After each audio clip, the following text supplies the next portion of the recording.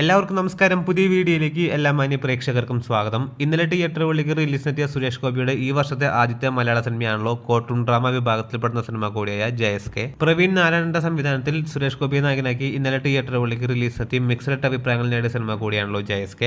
നിലവിൽ 2 ദിവസങ്ങൾ കേരള ബോക്സ് ഓഫീസിലും വേൾഡ് വൈഡ് ബോക്സ് ഓഫീസിലും പിന്നിടുന്ന JSK എന്ന സിനിമയുടെ 2ാം ദിവസത്തെ Kerala world wide box office അപ്ഡേറ്റുകളിലേക്ക് വരികയാണെങ്കിൽ ആദ്യ ദിനം കേരള ബോക്സ് ഓഫീസിൽ 1,20,00,000 ഗ്രോസ് കളക്ഷൻ നേടിയ സിനിമ 2ാം ദിവസമായി ഇന്ന് ചിത്രം കേരള ബോക്സ് ഓഫീസിൽ നിന്ന് ഏകദേശം 80 ലക്ഷത്തോളം രൂപയാണ് ഗ്രോസ് കളക്ഷൻ നേടിയിരിക്കുന്നത്.